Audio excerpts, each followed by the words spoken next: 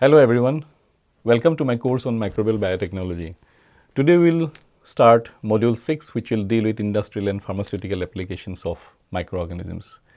In the first lecture, we are going to discuss about the microorganisms in industry. So this is briefly the overview of the various things we are going to discuss, divided into 3 sections.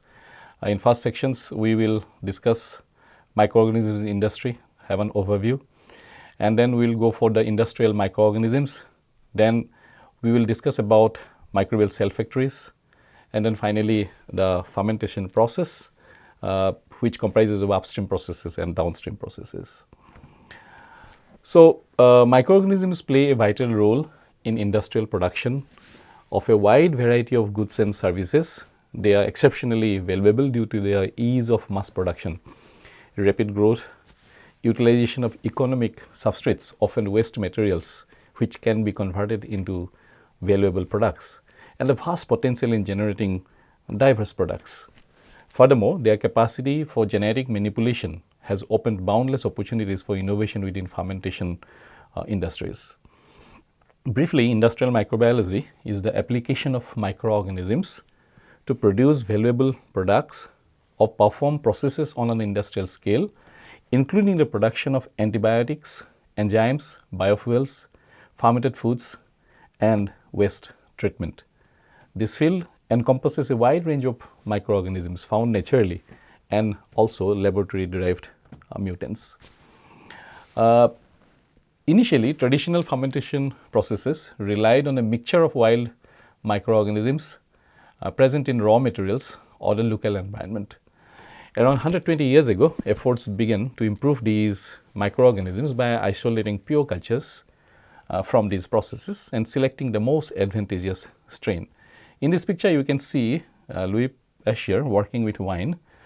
Pasteur's contribution to improving industrial microbiology is very significant.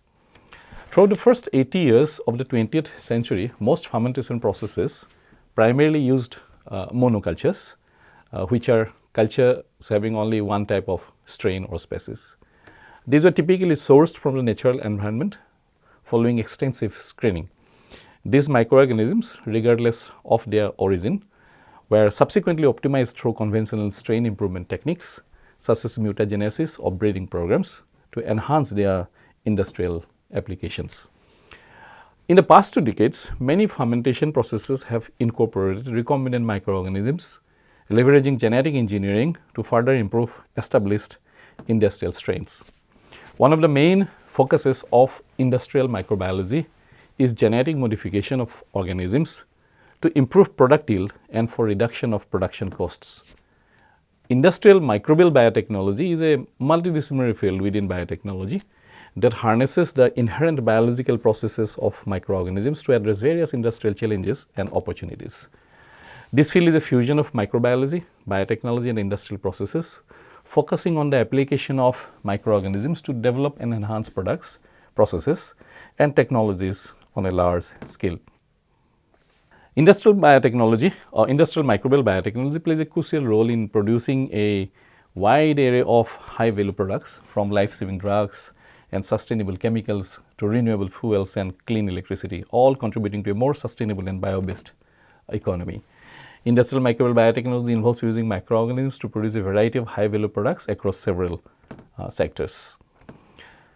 So, if you look into the domain of industrial biotechnology, it basically is multidisciplinary, deriving from the fields of microbiology, biotechnology, and then the industrial processes or manufacturing. The outcome is bio-based chemicals, which gives us synthesis of organic acids, amino acids, alcohols, bioplastics, and specialty chemicals, or it gives pharmaceutical and therapeutics, where we go for production of antibiotics, vaccines, hormones, monoclonal antibodies, and therapeutic enzymes. Then also produces a lot of industrial enzymes like proteases, amylases, cellulases, lipases, and lactases for various industrial application. And then we can use these techniques for microbial fuel cells to generate electricity from organic matter, and then also it contributes towards the generation of bioethanol, biodiesel, biobutanol, and methane, which is biogas, and as well as advanced materials, production of biocomposites, and of late nanomaterials. Industrial microbial biotechnology also contribute towards manufacturing food and feed ingredients like creation of probiotics, single cell protein, and food additives, and it also results in production of biopesticides and biofertilizers, which are natural pest control agents, and as well as it produces soil enhancers.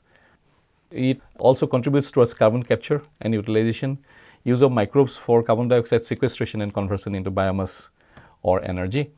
And finally, it is also contributing towards bioremediation, whereby microbial degradation of environmental pollutants and wastewater treatment is undertaken. So, it is a very, very large domain, and we will be discussing many of these applications under various modules and various lectures. So, let us look into some of the industrial microorganisms. Here you can see the picture of penicillium, which is one of the most important industrial microorganism, and this is essential for manufacture of antibiotics. So, let us look into microorganisms in industry. Bacterial metabolism is broadly categorized by the energy source, carbon source, and electron donors used for growth. Pathogenic bacteria exhibit diverse metabolic pathways. Metabolites, which are the products and intermediates of metabolism, usually consist of small molecules serving different functions. These metabolites are divided into primary and secondary metabolite categories.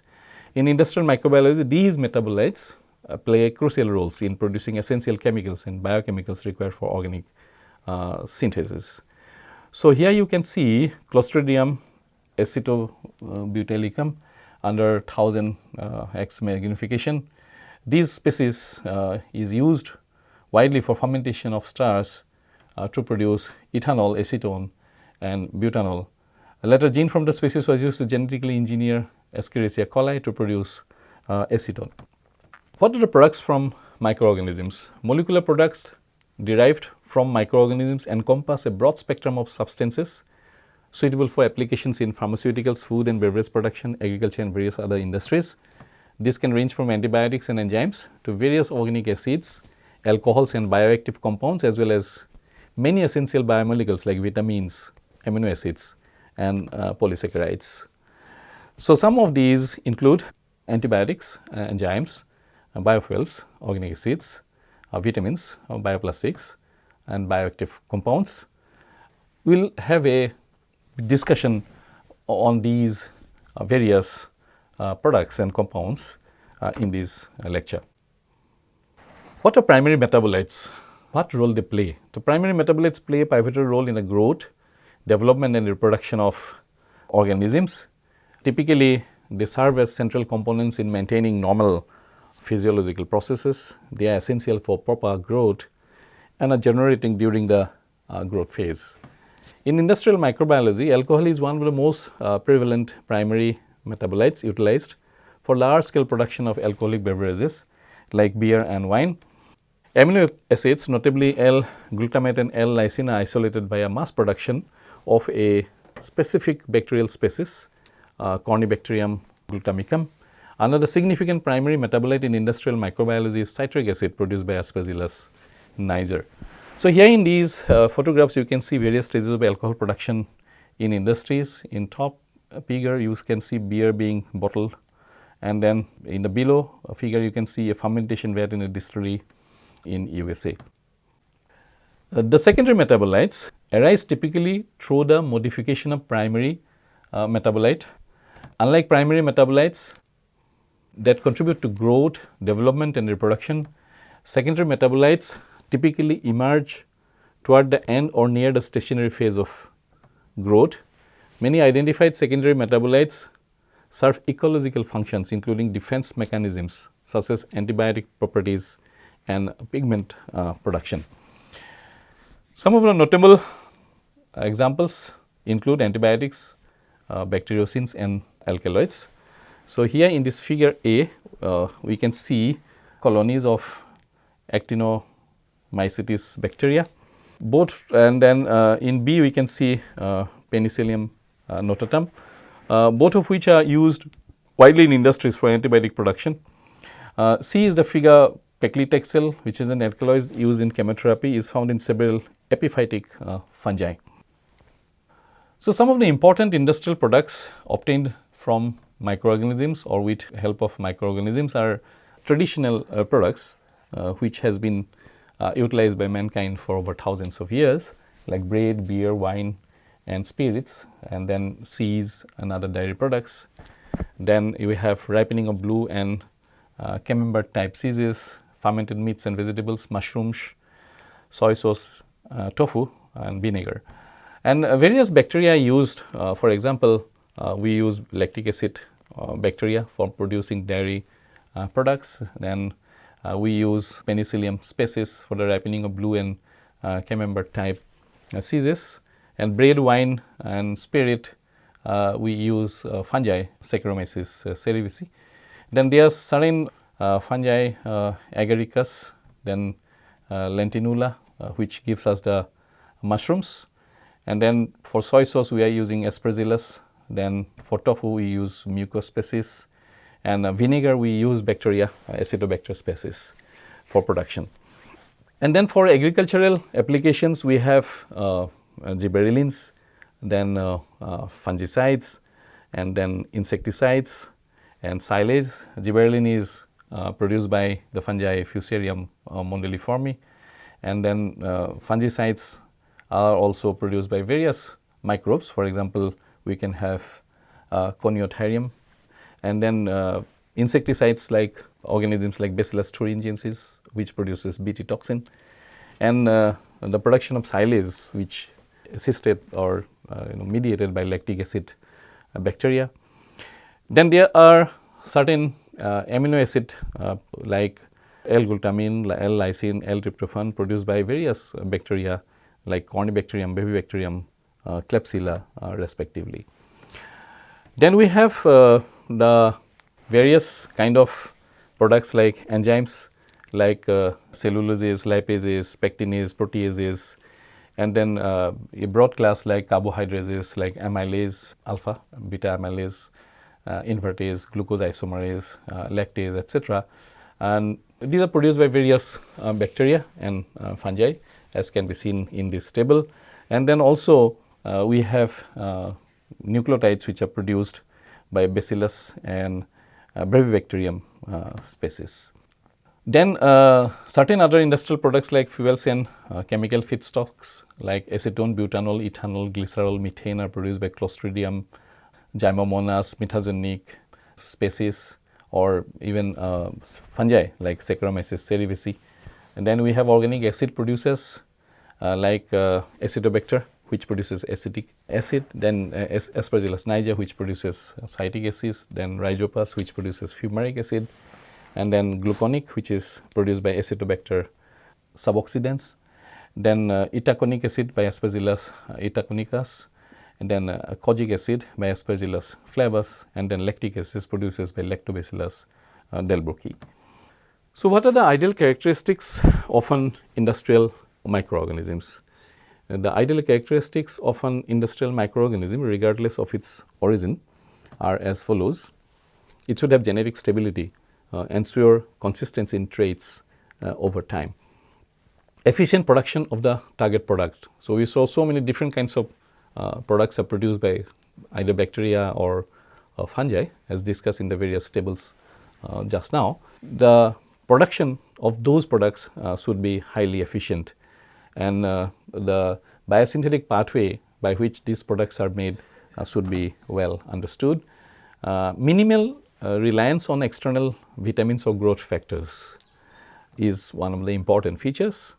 They should have capability to utilize a wide array of inexpensive carbon sources, so that the cost of production is lowered. They should have the ability to undergo genetic modifications for enhanced traits. Then safety, non-pathogenicity, and absence of toxin production unless intentional for the target product is one important feature. But supposingly our product itself is a toxin, then we will desire that the toxin production is highly efficient in that case. One important thing is the ease of harvesting from fermentation processes, easily breakable cell structure, because most of the time the product may be inside the microbial cell. If the target is or the product is intracellular, limited byproduct generation to simplify subsequent purification process. And then if you have more amount of the product compared to the byproducts, the yield efficiency will also increase.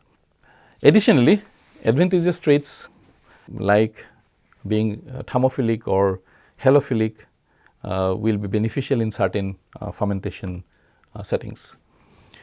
Let us now discuss about pure culture, because nowadays all industrial processes are carried out with pure culture or monoculture. So, we begin with collecting samples. After collecting the sample, the key challenge is determining appropriate growth media and conditions to isolate the target microorganisms. The process begins by suppressing common organisms and promoting rarer ones, often through enrichment cultures in batch or continuous systems to encourage organisms with desired traits. This approach works best when the target trait provides a competitive advantage and acts like a selection marker. Pure cultures are then isolated on selective solid media under tailored conditions. Once isolated, each culture is screened for desired properties such as enzyme production or inhibitory compounds, with strain development expected to improve performance later. Selected isolates are also evaluated for stability and other features like non-toxicity. So, let us discuss the traditional approach for strain improvement. So, there are three methods of natural genetic recombination in bacteria. Number A shows the method conjugation, B shows transduction, and C shows transformation. So, strain improvement plays a crucial role in the development of fermentation industries, enabling cost reduction through increased productivity or lowered manufacturing expenses. Typically, natural genetic recombination methods merge genetic elements from different genomes, forming novel genotypes. Alternatively, mutagenesis is employed and the resulting mutants are screened to identify strains better suited to industrial fermentation. However, these strains might struggle to survive in natural environments and might require specific media for maintenance. Although bacteria lack any form of sexual reproduction, they are able to exchange some genetic material via the process of conjugation, transduction and transformation, as shown in these figures. Conjugation involves direct contact between a donor and recipient via a filamentous protein, a sex pilus. Pulling them together, the donor transfers all or part of its plasmid through the pilus to the recipient, as can be seen over here. Transduction involves a bacteriophage vector delivering genes between bacteria. When the phage attaches to a bacterial cell, its DNA gets incorporated into the host chromosome during its replication. The phage may acquire bits of host DNA and carry them to new hosts. Bacteriophages can also acquire transposons, DNA pieces capable of relocating from one DNA to another and transfer them to the new bacterial cells. So, here we have these phage which is infecting the donor cell, and thereby genetic material is getting introduced from the donor cell into the phage infecting the new host.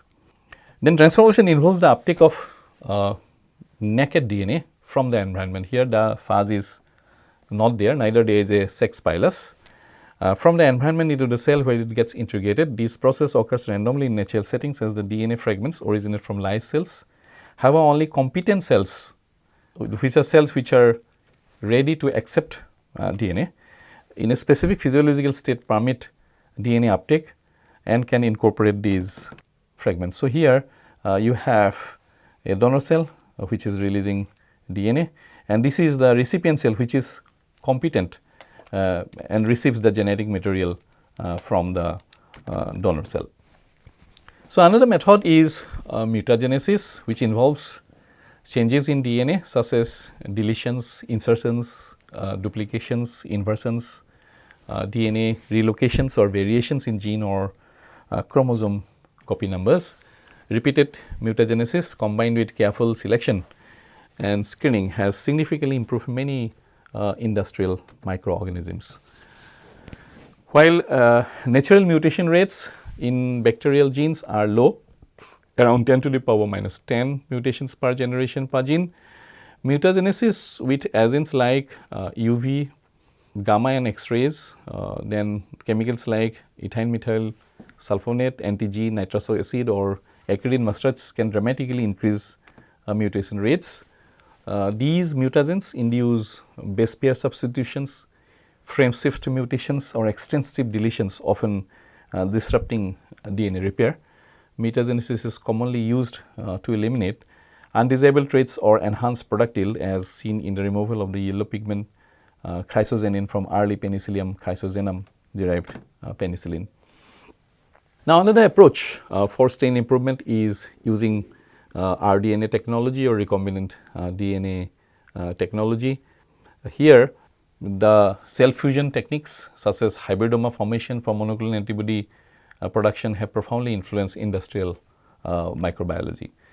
Unlike natural recombination, modern recombinant DNA technology provides precise control methods to create new gene combinations using genetic materials from nearly any organism, living or extinct.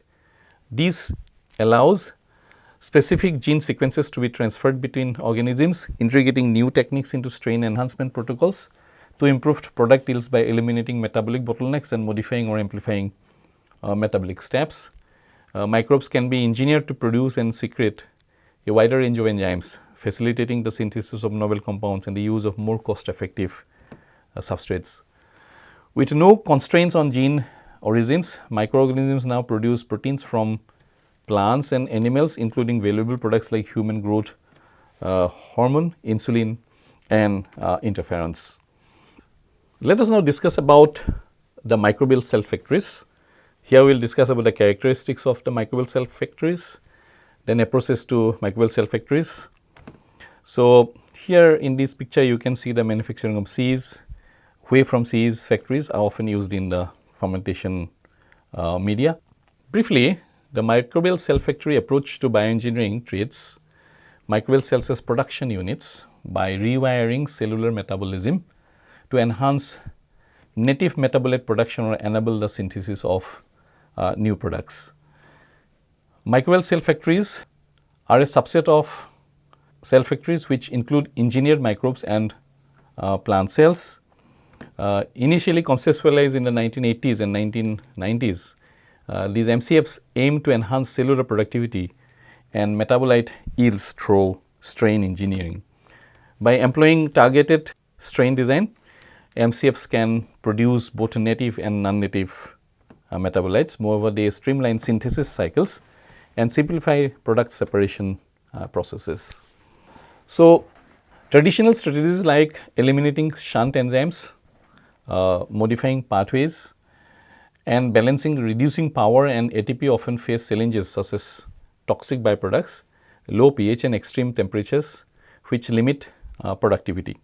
MCF technologies address these issues by integrating traditional methods with synthetic biology, systems biology and evolutionary engineering.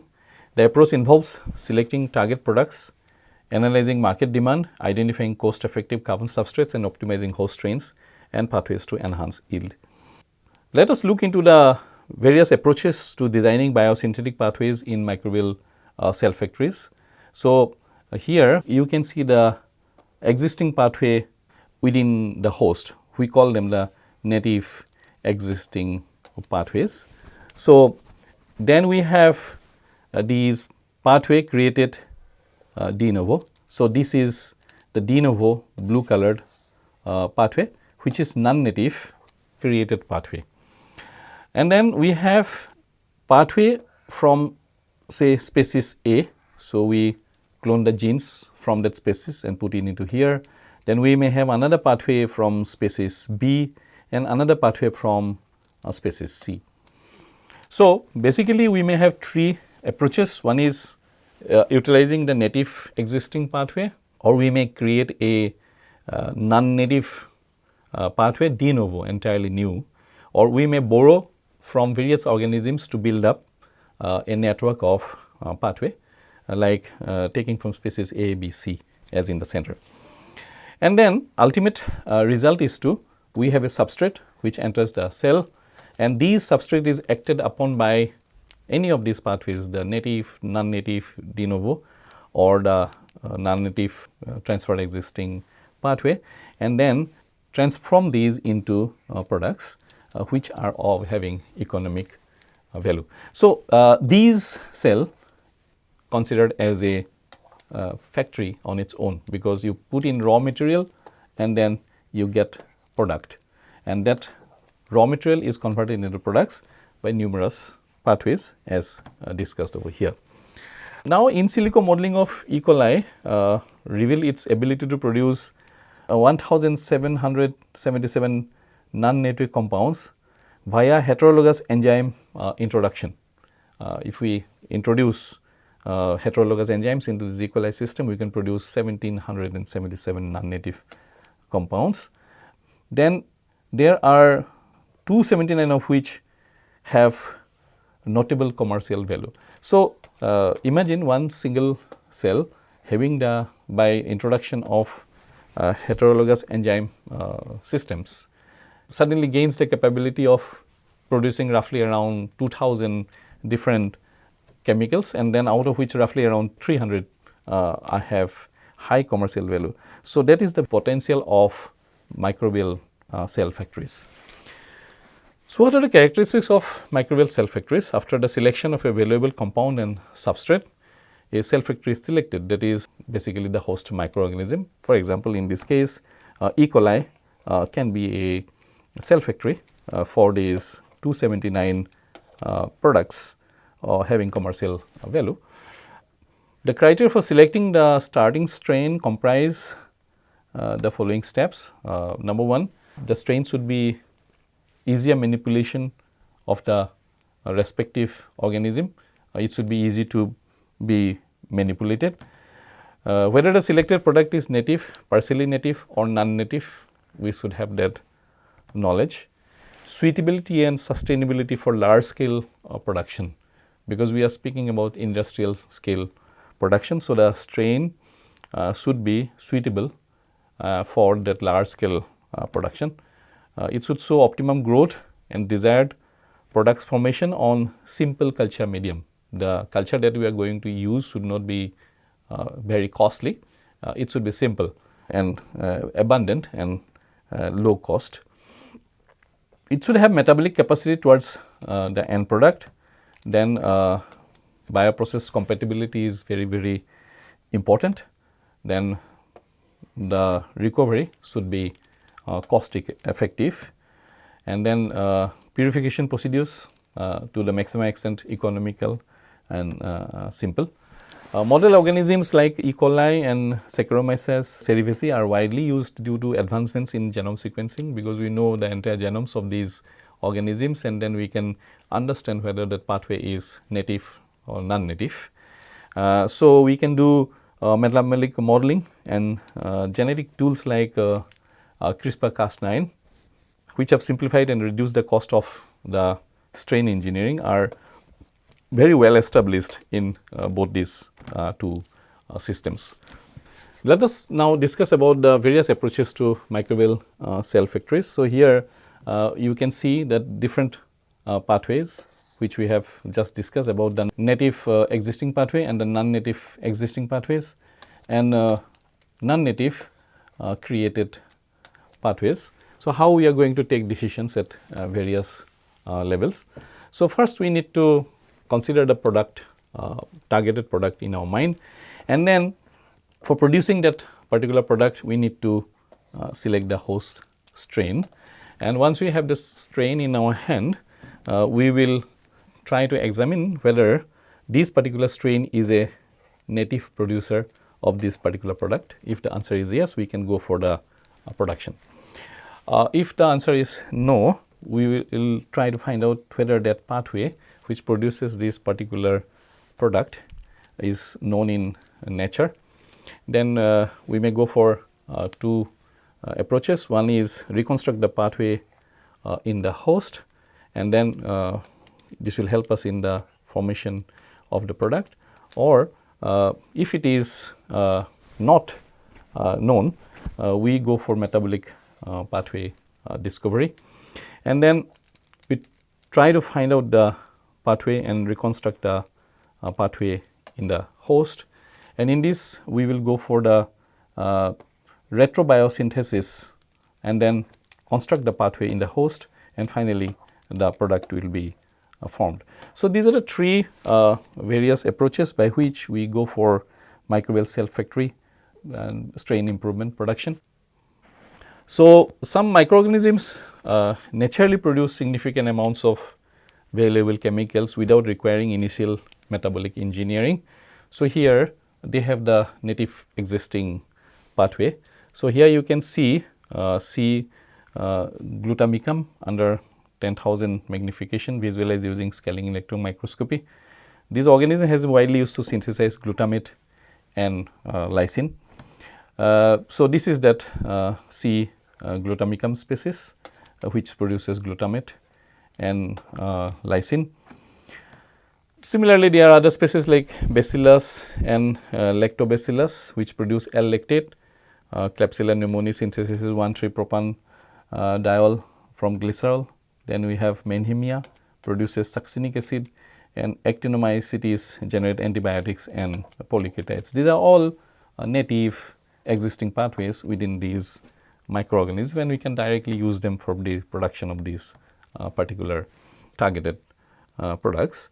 So we only have to go for optimal host selection and engineering further to improve the production efficiency if the production efficiency is less.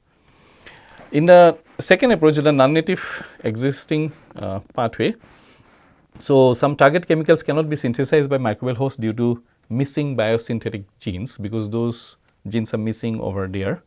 So we can resolve this by incorporating enzymes and pathways from other organisms or metagenomes. So we have databases like KEGG, Metapsych and Brenda, which provide detailed information on metabolic pathways, enzymes and genes, enabling pathway reconstruction by integrating external genes.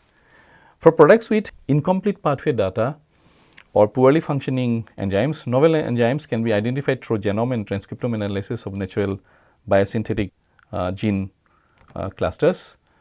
Then we have the non-native created pathway. Metabolic engineering has enabled the production of many chemicals using existing biosynthetic pathways. However, to fully replace petrochemical refineries, microbial cell factories must also produce non-natural chemicals or natural products with uncharacterized pathways. Retrosynthesis is a method in organic chemistry that works backward from a target chemical to its precursors, which can now be adapted with computer-aided tools to design biosynthetic pathways. These pathways can be constructed de novo by identifying suitable enzymes from heterologous sources. For example, a de novo pathway was developed for producing beta-iolactam, valorolactam and caprolactam using omega amino acids as precursors in these pathways. C. propionicum derived B-alanine coenzyme A transferase activated the omega amino acids, leading to their spontaneous cyclization into lactams. So let us now have a overview of the applications of MCFs. We have various products over here like acetone, citric acid, succinic acid and so on, and then we have the organisms which can produce them. For example, acetone is produced by Clostridium acetobutylicum. Then we have citric acid, which is produced by Aspergillus niger. E. coli produces succinic acid, then 1,3-PDO, 1,4-BDO. Then isoprene produces by Saccharomyces cerevisiae, and again we have isobutene produced by E. coli. Now, many of these have been already commercialized. Some are under various stages like preparation, demonstration, and also some of them have been again commercialized. Now we use various kind of feedstocks, and in the one of the slides we discussed that the substrates feedstock should be very low cost. For example, here we are using corn or corn sugars or sugar, cellulose or glucose and sucrose, and have various companies which have already taken lead in production of these particular chemicals. And then we have more like production of ethanol from sugarcane using Saccharomyces cerevisiae. Then we have farnesene, and then we have butanol, isobutanol. These are all already commercialized. Let us now move to section 4, where we will be discussing the fermentation process overall, having the various upstream processes and the downstream processing. So, here in this picture you can see an industrial bioreactor, filtration and sterilization equipment. Fermentation in general refers to the chemical transformation of organic substances into simple compounds by the action of enzymes produced by microorganisms such as yeast, molds or bacteria. It can be classified on the basis of substrate used, like solid state fermentations, submerged fermentations. While solid state fermentation are practiced, most fermentations employed liquid media, often termed as broth under aerobic or anaerobic conditions. Most fermentation processes involve stirring, aeration and adhere to aseptic protocols, exception being most alcoholic fermentation. Let us discuss about the solid state fermentation first. So, here is a diagrammatic representation of an solid state fermentation process. So, here we have a fermenter with an insulating jacket, then this is stacked with certain trays having the substrate, and then there is a air supply from below and there is a air outlet, because the air supply will be continuous and the air has to be let out from the system. So, it uses natural raw materials as carbon sources. So, these are the natural raw materials placed in these trays, which may be cassava, barley, sugarcane bagasse, oil cakes, palm kernel, soybean groundnut, fruit pulps, seeds, tamarind, sawdust, coffee husks and tea waste. So, you can see from these that many of these are in general agro wastes, for example, or it may be a waste from the timber industry. It is widely used for producing biomolecules such as metabolites in the food, pharmaceutical, cosmetic, fuel and textile industries. Now, in the submerged fermentation, the fermenter is different. So, here you can see a fermenter which has a water inlet. So, basically this is a water jacket which keeps the temperature of the fermenter fixed. So, you have these temperature control valve over here. Water is heated to a desired temperature, which will carry the heat and provide the warmth to this fermenter. There is an optimum temperature condition at which these microbes will do the fermentation. And of course, there is continuous supply of air from below, and then you have certain probes over here, the temperature probe, which will keep track of the temperature of these media, and then you have a stirrer which will keep on mixing the media. So, submerged fermentation techniques cultivate microorganisms in liquid broth. Selected microorganisms are grown in closed vessels containing a broth rich in nutrients and high concentration of oxygen. Substrates are utilized quite rapidly and hence is constantly replaced, or the media is constantly supplemented with nutrients.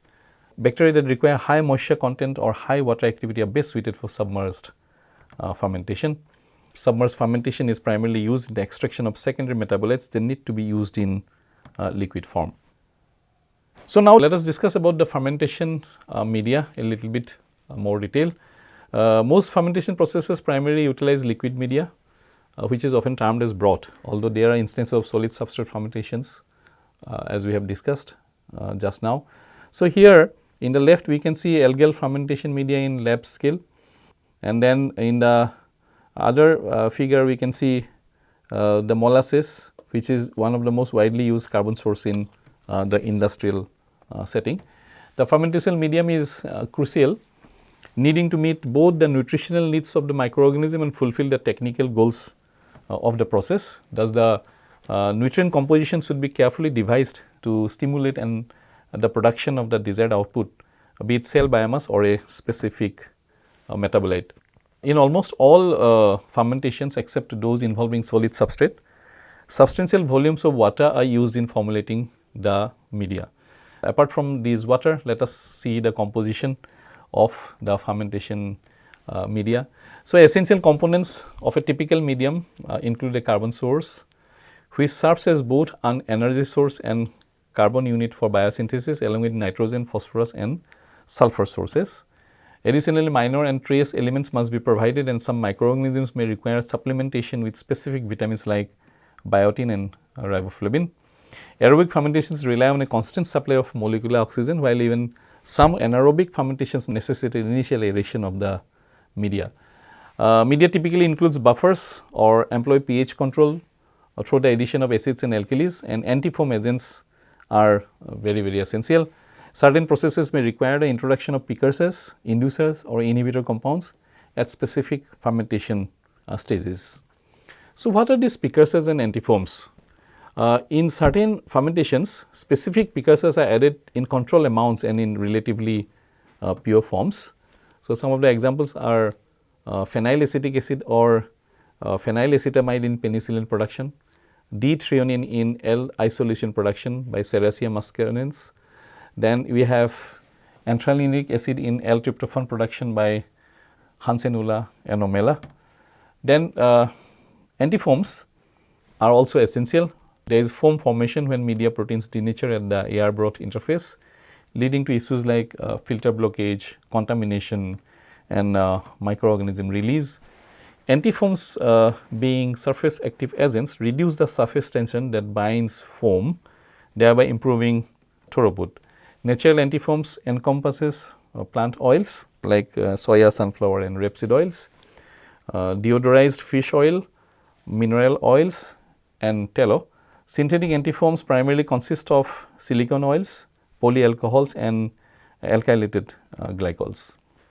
Then there are inducers and inhibitors which are very essential in fermentations involving genetically modified microorganisms. Inducers are frequently essential for the expression of clone genes in these genetically modified organisms. When turned on, can impede their growth due to exceptionally high levels of transcription and translation. Consequently, these clone genes incorporate inducible systems that initially maximize growth to establish high biomass density. Subsequently, the clone gene can be activated by introducing a specific chemical inducer. Inhibitors are employed to redirect metabolism towards the desired product and curtail the formation of other metabolic intermediates. Inhibitors halt a pathway at a particular stage, preventing further metabolism of the target product. For instance, in the production of glycerol by Saccharomyces cerevisiae, sodium bisulfite is used as an inhibitor to redirect metabolism. One of the important point is inoculum. In industrial fermentation, the term inoculum refers to the initial culture of microorganisms, whether bacteria, yeast or fungi, that is introduced into a fermentation process. So, in this picture we can see the preparation of a wine yeast starter culture with yeast getting rehydrated. These initial culture serves as the starting point for the production of desired products through fermentation. The inoculum contains a high concentration of the selected microorganisms and is used to inoculate a larger fermentation vessel, providing the microorganisms with the necessary conditions to grow, multiply and carry out the fermentation process. on a larger scale. The goal is to achieve optimal conditions for the production of various substances including biofuels, enzymes, organic acids or pharmaceuticals depending on the specific industrial application. Let us now discuss about one of the important apparatus or equipment in this fermentation process, the fermenter. The primary role of a fermenter is to create an optimal environment where an organism can efficiently generate a desired product, whether it is cell biomass, a metabolite or a bioconversion product. Most fermenters aim to maintain high concentrations of biomass crucial for many fermentation processes. Control strategies vary based on the specific processes and its objectives. The performance of a fermenter hinges or relies on various factors, with key control parameters being agitation rate, oxygen transfer, pH, temperature and the foam production. So, in this picture left you can see the fermenting and conditioning tanks over here, and then on the other picture we can see the lab scale fermentation tank with mammalian cells, and this is just to give an idea that fermentation may also be carried out by non-microbial cells like the mammalian cells in this case. There are two types of fermenters. One is the smaller ones which are used in the lab, and the bigger ones like these which are used in the industrial settings. So, laboratory scale fermentations might use simple bottles or conical flasks that can be agitated to provide aeration when needed. These vessels are typically sealed with cotton wool or a styrofoam bung to prevent microbial contamination from outside, but this sealing method can lead to evaporation losses and limited gas exchange. Consequently, specifically designed vessels for fermentations are generally preferred even at the laboratory level. In industrial application, fermenters with capacities reaching several 100,000 liters are utilized. These are typically purpose built and tailored for a particular process, although some flexibility might be required in certain cases. Their design, construction quality, mode of operation, level of sophistication are largely dictated by factors like the production organism, optimal operating conditions for the target product, product value and production scale. The primary considerations include reliability and the imperative to minimize both initial investment and ongoing operational expenses. Let us now discuss about the control of physical and chemical conditions. Controlling the key parameters of a bioreactor such as temperature, pH, pure oxygen and pressure are essential to maintain cells in a physical and chemical environment, optimizing their performances. The majority of cells have an optimal temperature of operation. Temperatures higher than these optimum can quickly have a dramatic effect on the cell viability, while lower temperatures can result in a slower cell metabolism. This optimum is maintained by a temperature sensor, a water jacket on the bioreactor and a temperature control unit. Similarly, cells have optimal operational pH maintained by buffers like bicarbonate buffer. Most bioreactors or fermenters employ a proper agitation system which allows the media, the cells and the gases to be maintained in an ideal mixing state. Additionally, aerobic fermentations may require optimal concentrations of molecular oxygen, which is maintained by measuring the oxygen transfer rate, representing the rate at which oxygen can be delivered to the biological system. In lab scale fermentation, after selecting a microorganism for a specific process, initial optimization is conducted in laboratory scale conditions, typically using fermenters ranging from 1 to 10 liters. Here you can see a lab scale bio fermenter. These involves analyzing media composition, exploring various feeding strategies, whether we go for batch, fed batch or continuous fermentation, and determining the most suitable fermentation system types such as tire tank, airlift, packed bed, solid state, hollow fiber, etc. Other critical considerations encompass reactor setup and the management of pH, dissolved oxygen, foam and temperature control. Once optimal product yield is achieved in the laboratory, The process undergoes scaling up initially to pilot scale, ranging from 10 to 100 liters. So, from 1 to 10 liters, we go to 100 liters, and eventually to industrial scale, which will go up to 1000 to 100,000 liters or more, depending on the specific process capacity of the plant. So, scaling up is very, very important. So, here you can see a small flask around 500 ml, then we are going for 5 liters, then 50 liters, and then 500 liters. So, as we move from a small volume to a large volume, this process is called as scaling up. Fermentation scale up refers to the process of increasing the volume of a fermentation process from laboratory or pilot scale to a larger industrial scale production. It involves replicating the fermentation process in larger vessels while maintaining or improving productivity, yield, and product quality. So, the yield and quality in these small and the yield and quality in these large one should ideally be similar, if not same. Large scale fermentations lower production costs through economies of scale, enabling efficient production to meet market demand. Adapting processes to maintaining product quality and consistency during scale up is essential. Several key factors influence yield during the scale up process. Number 1, differences in inoculum propagation procedures in the quality and quantity of inoculum used. Selection of the medium. Cost limitations at industrial scales might involve cheaper nutrient sources. Industrial scale sterilization methods might cause greater degradation of heat sensitive compounds, affecting the medium quality. Development of gradients in larger fermenters, including nutrient, temperature, pH, and oxygen, which were absent in smaller well mixed systems. Alterations in foam generation, shear forces, and carbon dioxide removal rates.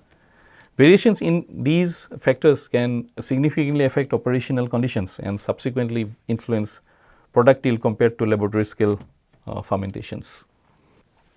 Let us now have a discussion on the downstream processing, where we will be discussing about cell harvesting, disruption, and the product recovery. So, here we see a industrial centrifuge used for multiple purposes in downstream processing, and you can see the size of it, which is very, very big compared to the laboratory centrifuge. So, downstream processing encompasses all post fermentation procedures after we take out the product out of the fermenter, aimed at recovering the target product efficiently, consistently, and safely while maximizing yield and minimizing cost. The process depends on fermentation protocols and microorganisms properties such as morphology, size, and cell wall rigidity, which influence filterability, sedimentation, and homogenization. Fermentation byproducts, media impurities, and additives like antifoams can hinder downstream processing and product analysis. Effective purification strategies must account for upstream and downstream factors, including product properties, concentration, and location, as well as stability to prevent degradation. So, let us start with cell harvesting. The initial stage in downstream processing for suspended cultures involves solid liquid separation to extract cell from the spent medium. Each fraction can then undergo further processing determined by whether the product is located intracellularly or has been secreted into the periplasmic space or the medium. The selection of solid liquid separation method is influenced by factors such as the microorganism size and morphology, single cells, aggregates, or mycelia, as well as the specific gravity, viscosity, and rheology of the spent fermentation medium. Some of the various methods to achieve this are sedimentation, which lets the cells settle at the bottom of fermenters with passage of time; broth conditioning, which uses flocculants to make the cells clump together and later sediment; centrifugation, which employs centrifugal field; then filtration, which employs porous material like cloth, glass wool, or cellulose to retain the solids. The next important downstream operation is cell disruption. Disrupting the microorganisms to release intracellular products like enzymes and recombinant proteins can be a challenge due to the need to breach the cell wall and membrane. Mechanical methods that can be applied for cell disruptions are liquid shear, which exposes cells to sudden pressure drops by discharging them through a narrow valve. Manual grinding, which causes cell breakage due to shear forces, grinding and collisions. Ultrasonic disruptions, which uses cavitation. Alternative chemical techniques are also employed, like autolysis, which uses the cell's own enzymes to break down the cell components. Osmotic shock, by treating cells with 20% sucrose, then rapidly suspending them in cold water. Organic solvents like acetone, butanol, chloroform or methanol, or detergents like sodium lauryl sulfate or Triton X100, which disrupt the membrane dynamics. Then utilization of cell wall degrading enzymes like lysozyme, which target bacterial peptidoglycan. Then using antibiotics like penicillin and cycloserine. And then the next is important operations is the product recovery. So, extracellular products are recovered from the clarified medium, whereas disrupted cell preparations are utilized for both intracellular products and those residing within the periplasmic space. In case of high level expression of certain recombinant proteins, inclusion bodies formed are released through cell breakage. So, here in this figure we can see the principle of salting in and salting out techniques based on increasing salt concentration. So, here the salt concentration is increasing. So, the salting in sets in the beginning. So, then the a phase is reached where there is say maximum solubility, and then the solubility goes down after this salt concentration. So, this is the salting out phase, where you can see that these salt molecules which were binding helping in the protein interactions, particularly the hydrophobic regions. So, as the salt concentration increases, and the salt's concentration will induce the hydrophobic regions of the proteins to come together, and then finally the coagulation will start happening, and they will become very heavy, and then they will precipitate. So, this is the salting out technique, which is shown here diagrammatically. Post cell disruption centrifugation typically separates soluble products from the cell debris. Conversely, products which remain in the supernatant can be recovered using salting out, which involves precipitation using inorganic salts, ammonium sulfate in solid or saturated solutions. Organic solvents like acetone, ethanol and isopropanol can also reduce product solubility at low temperatures, causing their precipitation. Then there are chromatographic techniques which are used for high value products, rely on factors like molecular weight, isoelectric point, hydrophobicity and biological affinity. Here in this picture you can see operators preparing a programmable chromatography skid with packed column. These methods can be scaled industrially to ensure capacity, recovery and resolving power, especially for final purification. Protein integrity is protected by running columns at 4 degrees centigrade and managing pH changes, dilution and chemical additives. Membrane separation methods such as dialysis and electrodialysis removes low molecular weight solutes and ions using size selective membranes or ion exchange groups with electrodialysis also applied in water desalination. Then another process is the crystallization. Product crystallization encompasses evaporation, low temperature treatments or introducing a reactive chemical to the solute. Solubility reduction of the product can be achieved through various means like adding solvents, salts, polymers such as non-ionic polyethylene glycol, then polyelectrolytes or adjusting the pH. Drying entails applying heat to the wet material and eliminating moisture as water vapor. This process typically aims to preserve the biological activity of the product. Factors influencing drying include the physical characteristics of the solid liquid system, inherent properties of the solute, environmental conditions during drying and heat transfer mechanisms involving direct contact, convection or radiation. So, with this we come to end of this lecture. Thank you for your present attention.